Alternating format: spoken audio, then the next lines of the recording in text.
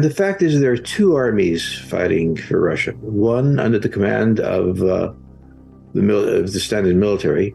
The other, the Wagner Group. This is like Blackwater was one of our forces, except much, much larger. And it's in the command of various oligarchs or what have you.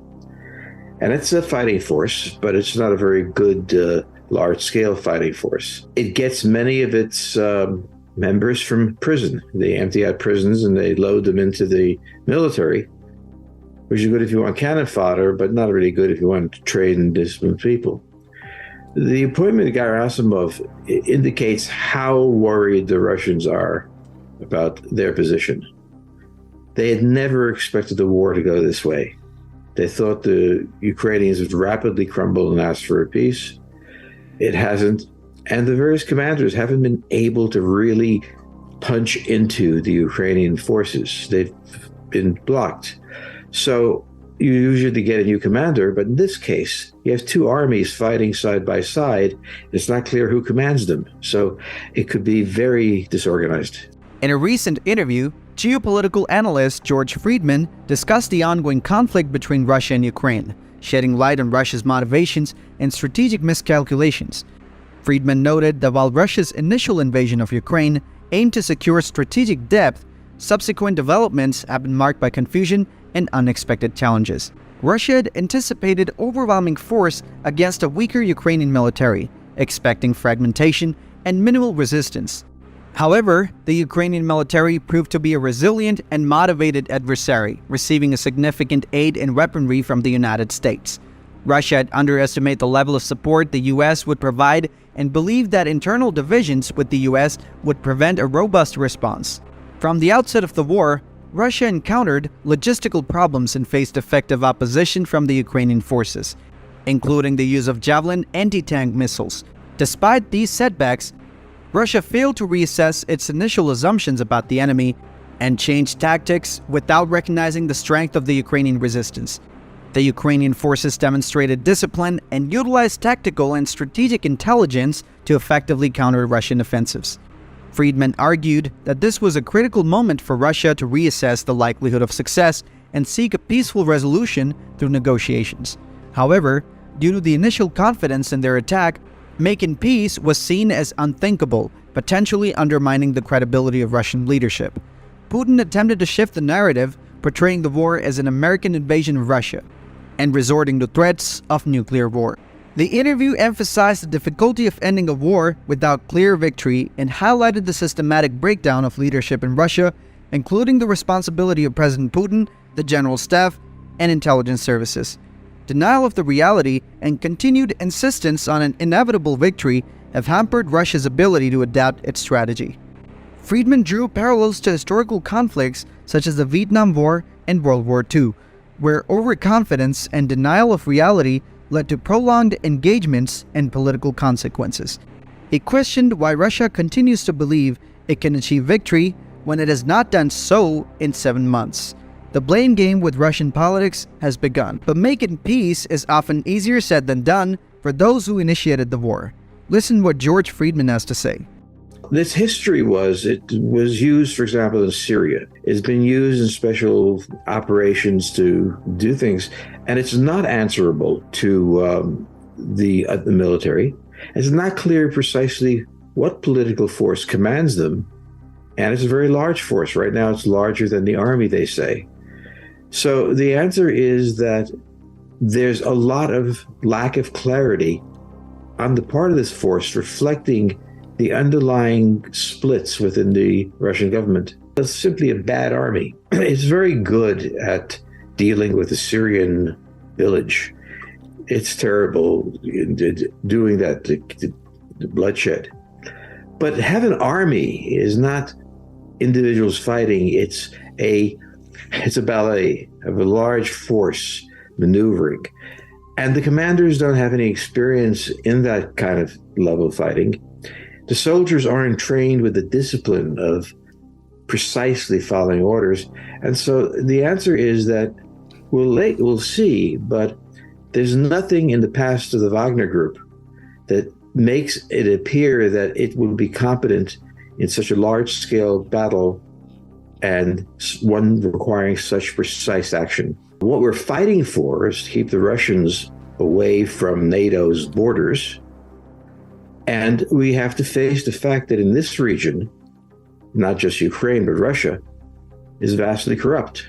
Russia is run by oligarchs who have usurped property. The Ukrainians are also from this area. They're corrupt. So if we're looking for moral rectitude, this isn't the place to go. But if you are saying, look, I don't want the Russians on the border of Poland, I don't want them on the border of Romania, well, then we're fighting for that. So from my point of view, the war is about limiting Russia's ability to reach into Europe and into NATO. In neither side are you going to find moral probity. The Chinese have great economic problems. They have issues with the U.S. naval forces offshore, and they're very far away. I mean, getting troops, getting equipment to Russia overland is difficult. Now, are they going to say that they're opposed to them? No, they're for them. And what little help, moral and otherwise, they can give, they'll give. But they're hardly a factor. This is not about Russia. This is about negotiations opening between the United States and China, and this is a way to hammer the Chinese. Perfectly good idea, but I don't think we should look at this as affecting the Ukraine war. Beijing is certainly concerned. It doesn't affect Ukraine, but the Japanese are the world's third largest economy, and perhaps one of the more viable ones. It has not had a military force since World War II because of the terms of the surrender and the constitution they drew up. But they're in a bad neighborhood. It's not just the Chinese. The North Koreans are there. The Russians are sailing ships in the area. They have to have power equivalent to their economic interests. And so they have decided to go on a different path, which is to say, look, we are the third largest economy in the world. We are a major force in everything else. We're going to have our Navy. And this is, I think, more a signal to North Korea at the moment. But the Chinese are taking it very seriously, too. Ukraine is as irrelevant to Asia as what it can be. But China poses a problem, but it's going away. China is in a massive economic decline. It has internal tensions. And it has one huge problem, which is if it went to war and the United States defeated it, which is highly likely, this would be disastrous for the regime. For the regime to have all these economic problems and enter a war and not win, well, that's probably the end. So I don't think the Xi or anyone else would risk this because they have very little to gain. And it's one thing to look fierce. It's another thing to take that chance. They're not going to. The United States is not engaged in war making. They provide weapons, heavy weapons, to the Ukrainians. Will the Germans do that? Well, they have been doing that. The question on tanks comes in two forms. Firstly, they're offensive weapons. They are designed to carry a military into the heart of the Russians. Germany did not want to be the first one to do this. Did not want to be the first one to give tanks. It wanted the United States to take the lead so it could say that it was merely following NATO, not making NATO policy. The second thing about tanks is that they're kind of out of fashion.